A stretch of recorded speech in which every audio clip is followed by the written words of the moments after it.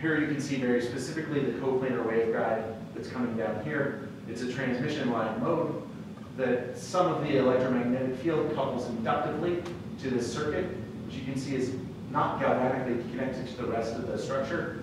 It's just an L and a C. What you can also see is we vary the size of these drums.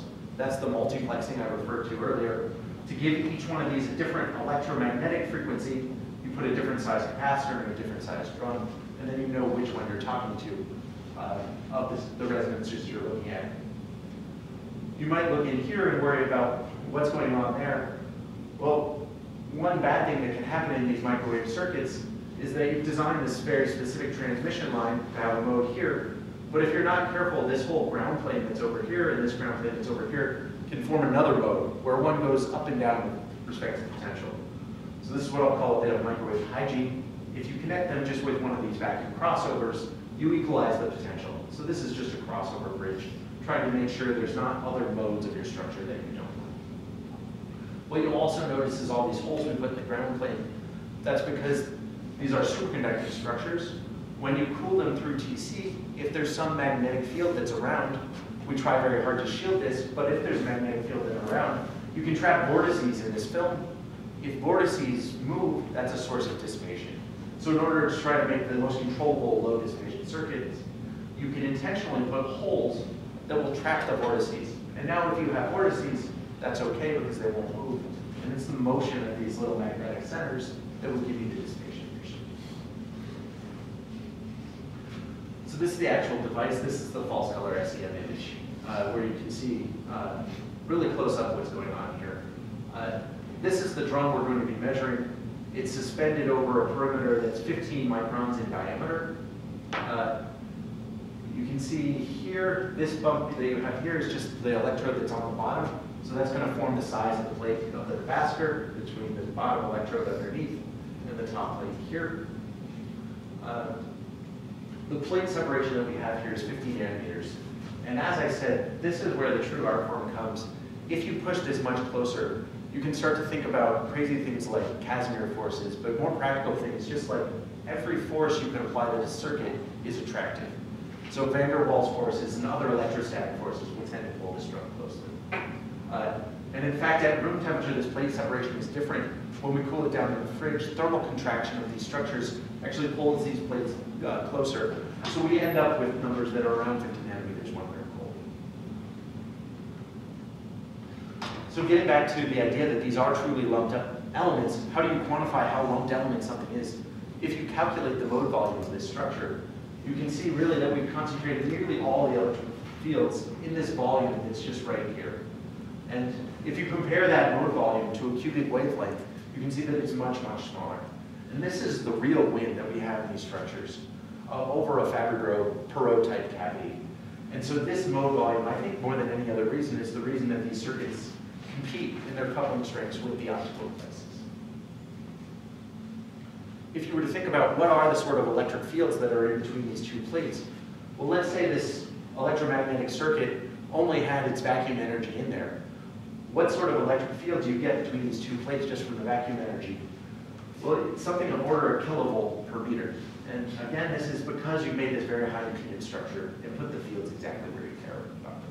And this is part of the reason, again, why you have this coupling. So this tells you about the coupling strengths you have. If I now think about the mechanical properties, what is the weight of this mechanical load?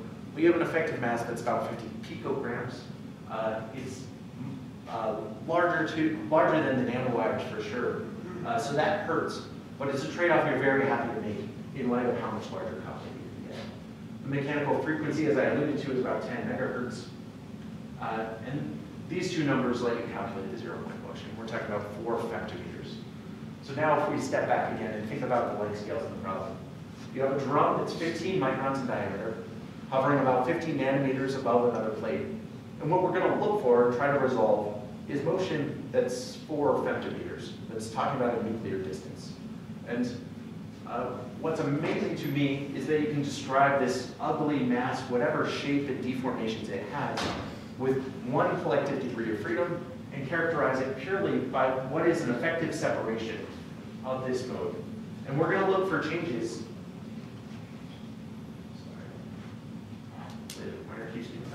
we're going to look for changes in this plate separation that are 4 femtometers compared to this 50 nanometer separation.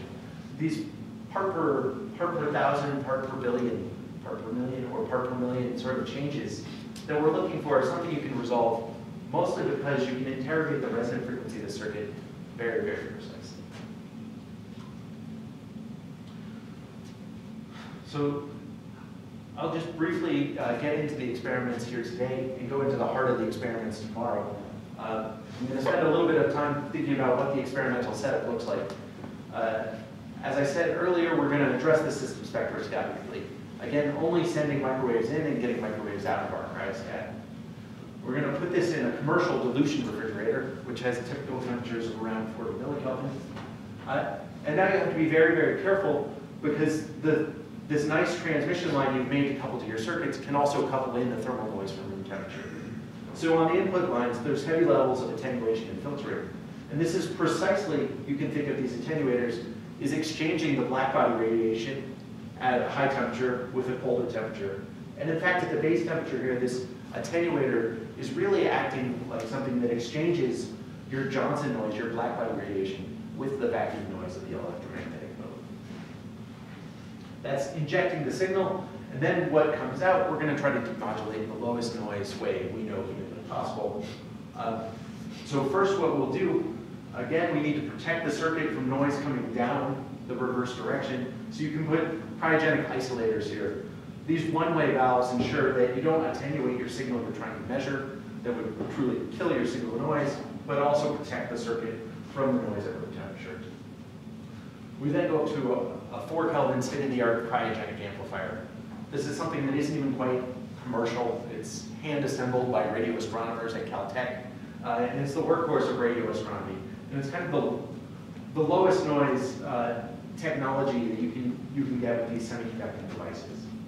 To quantify this and put it into perspective for you, these state-of-the-art amplifiers are still something like a factor of 10 to 30 from the quantum limits. And in fact, what I'll get into tomorrow is in some of our experiments, we'll actually use a preamplifier, use Josephson junction circuits to amplify the signal first so that we can lower these noise floor very close to the quantum limits measurement. So now what's the measurement that you do? Well, it's just like I described earlier. You can use a simple vector network analyzer. In other words, put in a signal at one frequency and look at the phase and amplitude that comes out at that same frequency. That's how you find these 6 electromagnetic resonances. If you zoom in on one of them, you can see there is a Lorentzian dip at about 7.5 gigahertz. The fact that it's a dip is a consequence of the geometry that we chose. The way you can think about it is off resonance, you don't interact with the resonant circuit at all, so everything just goes through the transmission circuit. When you see the resonance of the circuit, when you're exactly at this frequency, well, you now see it looks like somebody effectively put a short circuit in your transmission line. You reflect all your power back to your generator, and you get very little transmission through. The fact that this dip goes down by something like 13 dB is telling you that we're in fact overcoupled. The dominant loss in this system is coming from the intentional coupling to the measurement and interrogation line, not from the intrinsic dissipation, any loss tangents or radiation or unintended loss in the circuit. And that's important from a quantum measurement perspective. The definition of reaching the Heisenberg limits of measurement are that every photon that scatters off the mechanics, every photon that has any mechanical information in it, you better measure it, and you better measure it well with high efficiency, or you will necessarily miss the Heisenberg limit. So optimizing at each step these inefficiencies are the heart of what you must do, and what all these systems are thinking about. So from this, you can also get the line width of the cavity. You're talking about line widths that are a few hundred kilohertz. And as far as quality factors, this is not record-setting in the cavity quality factor. You're talking about Qs of 10 to the 4, almost 10 to the 5. They're good. Certainly the state-of-the-art things we saw by Steve, they're now talking about quality factors of 10 to the 6 or even 10 to the 7. But this is still plenty for what we need. As I said, most of this line width is coming from the intentional coupling to our measurement, so it's not necessarily a bad thing. And as I said earlier, the main requirement that you have is you need this line width to be small compared to your mechanical resonant frequency. And that's something that's sort of trivial with these microwave optomechanical circuits. The fact that you're starting with frequencies in the gigahertz, and then you have line length factor of Q down from that. 100 kilohertz is plenty compared to the megahertz modes that we're going to be measuring. So that's the cavity, the electromagnetic mode. How do you measure the mechanics? Well, just as I said earlier, you just interrogate the system with a probe tone and look at noise power that comes out. Not at the frequency you put it in, but a sideband frequency away. So that's what I plot for you here. This is a noise power spectral density, and it's in fact of the upper sideband. So this x-axis in megahertz is the frequency away from whatever frequency I'm pumping the circuit at. So I'm pumping very strongly over here and looking at the upper sideband. The fact that I see there is noise power there tells me two things. One, I have a mechanical mode, and two, this mechanical mode is not in its ground state, despite the fact that we're at 40 millikelvin. And just as I told you earlier, it's not surprising. This is supposed to have an occupancy of maybe 100 quanta at this temperature, 40 millikelvin, and that's precisely what you can measure. And you can measure because you're doing noise thermometry exactly in this way. You're going to very carefully measure the noise power exactly at this frequency, and you can calibrate that as a function of the cryostat temperature. From the equipartition theorem, it tells you that you should have 1/2 kT of energy in this mechanical degree of freedom. This is actually how we calibrate the displacement, how we know how much the drum is vibrating. So when I tell you it's vibrating by 10 femtometers or what have you, we're actually using this thermal motion as our in situ calibration. The last thing I'll point out, because I'm going to talk about it a lot throughout all my lectures, what we're plotting here is a power spectral density. Osh referred to a lot of power spectral density. It has a very formal definition, a Fourier transform of the autocorrelation function. But from a practical perspective, it shouldn't be a unit or a quantity that you're scared of. All you're measuring is measuring the noise power in a very, very small frequency bin. So you can imagine I just take a very narrow bandpass filter and go into a photodiode or any sort of power measuring diode. The fact that it's a spectral density is nice because now we can easily separate what is the noise power that's coming from the mechanical load. That's the thing that has to do with the Lorentzian, and what part of it has to do with the imprecision of the measuring, this white noise background. If we just measured the total noise power here on resonance, we'd have some value, but it would be much harder to separate what's coming from the mechanics itself and what's coming from our imperfect measurement. So again, for these devices, you're talking about 10 megahertz resonant frequencies. Mechanical alignments are now something like 30 hertz. This is a mechanical quality factor of about 400,000. Right on par, maybe slightly better than some of the nanowires we worked with before. I get asked a lot, what is setting this mechanical quality factor? The answer I can say confidently is that we don't know for sure. We do know a lot of things about it. What we're sure of is the low temperatures definitely help. The Qs get better as you get colder, even at these lowest temperatures. What's also been found empirically, and I think now understood, is the fact that if you take mechanical, either wires or drums, and you put them under tension, you can in fact improve their Q. And you can do that in a straightforward way. What you can think about if you put something under tension, you go from like a manhole cover to a tarp, you're now storing more and more of the mechanical energy in the tension and not in the Young's modulus of the material. The Young's modulus has some dissipation built into it. And now if you put tension, you can dilute how much that dissipation is affecting it. So it's not that you really are changing the dissipation, it's just that you're making a much, much stiffer mechanical mode, and you can end up something that's much, much higher Q. I think that's very much the case for a lot of the systems that people are using, especially the silicon nitride membranes, where you can get quality factors of millions at room temperature and tens of millions at these low temperatures. So the drum that I showed you, when we cool it down, the thermal contraction, as I alluded to, does put this drum under tension. So the drum, if it didn't have tension, would only have a resonant frequency of a few megahertz. We can see that it's been pulled up to 10 megahertz, and while I don't know how much, I think it's certainly contributing to the good mechanical quality factors at least. So now that you know the cavity frequencies and the mechanical frequencies, you can start to ask questions like, do I have the parameters to, in principle, cool to the ground state? This is a plot that's pulled from a review article by Steve and Florian Marquardt from 2009, so it's woefully outdated. But it shows you the general idea. Here's the temperature of mechanical mode that you'd like to cool to. What's plotted in the dark blue is the coldest you could ever hope to get. The dividing line here is kind of the transition between the good and bad cavity limits. And the devices that we have in the microwave are very naturally in this good cavity limit. In fact, there's a lot of other points that should be on here. I'll go ahead and put this device on here just to say it's very far over here.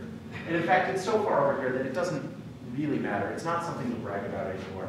What this is really telling you is it's not your sideband resolution that's going to set the minimum thing you can cool to. In fact, in my opinion, if you were really running into this hard boundary, saying I couldn't cool any further because I'm running into this, either in the bad or good cavity limit, that is in fact a manifestation of radiation pressure in physics, something that is just now sort of at the cusp of being measured at all these different groups. So, and the same devices that were sort of smaller in structure, the microtoroids and the optomechanical crystals, are also the devices that very easily realize this result sideband regime. That's because you can have very small mechanical structures that vibrate at high frequencies and still maintain moderately high Qs. So everything I'm going to talk about today is with this Hamiltonian, this beautiful nonlinear Hamiltonian, as I told you. Unfortunately, it's only nonlinear if you actually use it at the single photon level. Everything we're going to do is going to look much more classical and much more linear. In fact, what we're going to do is just drive it with a large coherent drive and linearize around this large drive. And this is exactly what has been described earlier this week. You now get an effective Hamiltonian that looks like this. Instead of looking like photon number times the displacement, you get something that looks like a displacement in the electromagnetic field times the displacement in the mechanical field. You get the so-called beam splitter Hamiltonian. So you've linearized, which I guess is a bad thing, but you've won in a very good way. You now have an effective G out front that's parametrically enhanced. And it's enhanced from the single photon strength up by something that's the square root of the number of photons you have in your cavity. So for me, when I think about an optomechanical system, of course you need to think about the frequencies and the dissipations you have involved. You should think about this vacuum coupling that you have. But another crucial parameter is how hard am I allowed to drive the system? How many photons can I put in the cavity before something goes wrong? For example, in the superconducting circuits, if I put too much power in the circuit, the aluminum stops superconducting. It has trouble carrying that much current. And they can go nonlinear in a dissipative and not exciting way. In other experiments, maybe if I'm LIGO, I don't run into anything about the optomechanics itself. Maybe I just run out of laser power because I'm starting to deplete the whole neighborhood grid, trying to put how many photons they put in there. But in all these systems, this effective coupling, how large it can be, not only is it going to say how much you could ever do the sideband cooling, it's also the crucial parameter in how strong of a measurement are you doing. How much information are you getting out of your mechanical loop? So for the devices that I have here, this G0 is a few hundred hertz. We can easily put thousands or even millions of photons in here, and whether you can put 10 million or 100 million might depend on exactly whether you're using materials like aluminum or niobium. The main difference in being able to sideband cool with these drums is just the fact that this G0 is so much bigger, we can work at reasonable photon numbers in these devices compared to the nanowires I showed you. So you have your G0, you have your parametric enhancement. This is now the effective Hamiltonian we're going to use to think about everything we're going to do, both our measurements and our cooling. And what's also nice about this Hamiltonian is you can choose what terms you really want to be important. And you now have the toolbox of this Hamiltonian. You can choose just by choosing the detuning of your laser, whether you want beam splitter physics or parametric down conversion physics, what you want to do. So if you were to drive at the sum of the mechanical frequency and the electromagnetic frequency at the upper sideband, what you would primarily do is down convert. And this is something that can give you two-mode squeezing. You can get excitations that come out of the pump in pairs. It simultaneously puts a phonon in the mechanics and a photon in the cavity. I would say this is something that's not been fully explored. I mean, people are just thinking about how to use this nicely. But this parametric down conversion is a consequence you naturally get out of these interactions that happen here because it's parametric in nature. So if you pump over here, instead of damping and cooling the mechanical mode, you anti-damp and you amplify the mechanical motion. I want to be clear to say that you amplify, it's as opposed to just heat the mechanical mode. Because what you're really doing is taking whatever motion it has there and making it larger. And so what you run into is if this pump starts to get too large, you will now make the mechanical mode parametrically oscillate. You can in fact have a damping that becomes negative, and you get a regenerative oscillator. Everything I'm going to talk about for the rest of this talk is going to be applying my power red detuned, like we have here, with the upper sideband in resonance from the cavity, and the lower sideband completely negligible.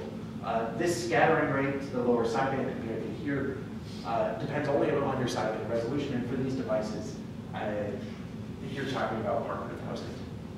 So it's completely negligible correction.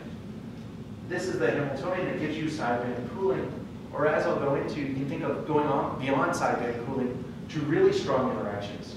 Interactions so strong that you exchange energy with the mechanical mode faster than it can be dissipated. That's the so-called strong coupling regime. And when you reach this regime, you really reach the heart of this beam splitter Hamiltonian. It's where you can think about coherently swapping excitations from the cavity mode to the mechanical mode and back.